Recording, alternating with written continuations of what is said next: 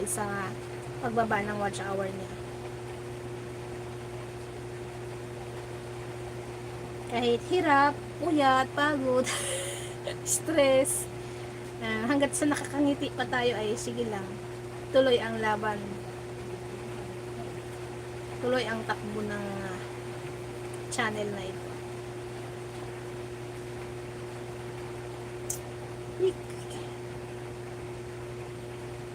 Hindi lang ako naka-midroll dito guys kasi hindi ko mabuksan yung sa laptop kasi ito nakalagin.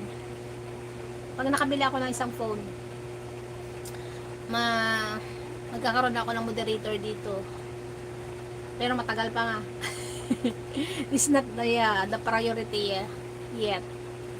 Maybe how many months pa, o kaya a year pa bago makabili pa ng other gadgets to to support. Depende sa situation kasi lalo ngayon madami tayong gastusin.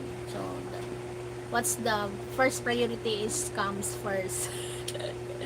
Yan lang, priority comes first, hindi yung hindi naman siya masyadong kailangan, meron pa naman magamit. Uy, dami pang ligpitin. O noon ang YT world, nakahiga pang aking higaan. So mamaya hapon magla-live naman si isa kong account.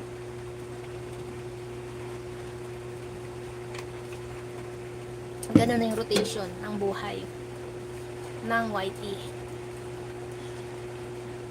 So mag-start ako magbigay ng watch dito sa mga pumasok habang naka-live ito. At saka yung dito, kilala ko naman yung nandyan. Ilan lang naman ang hindi ko masyadong kilala, yung mga nakakahapyaw lang ng pagpasok. At masilip ako.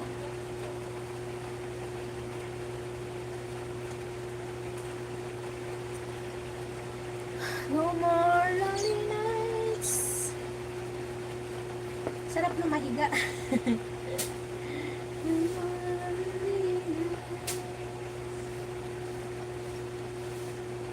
Sana may nagbakas dito sa ilan lang yata yung nagbakas dito. Paano ko makita yung panonoorin ko? Wala dito yung sino ba yung bagong pumasok kanina? Hindi siya nagbakas. Paano kita mabalikan, sis?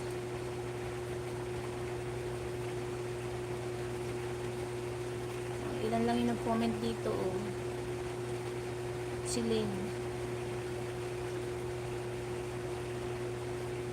si Travis, si Jan, si Zakula. Wala yung iba. Si Magical Annie yung kanina.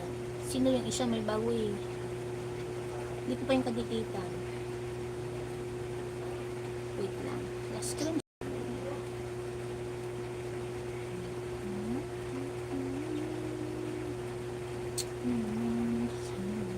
Si Abby pala. Abby the Explorer.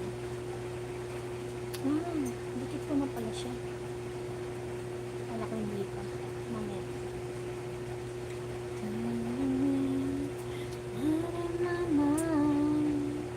Try to hide it.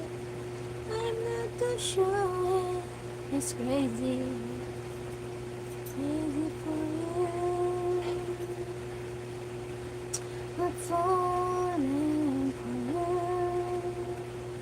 Ala, grabe palang Batangas, Finally. Grabe ang Batangas area pala. Lubog. Saan kaya ito sa Batangas? Grabe, hanggang bubong ng bahay. Uy, kawawa.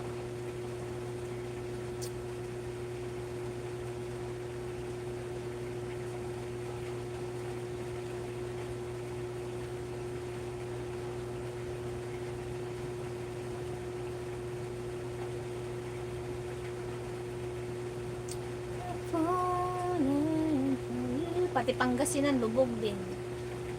Then signal number 3. Grabe yung nangyayari ngayon, Imagine, hindi ko maisip, malubos maisip kasi probinsya na yun, Sa probinsya, ang alam natin dati ay hindi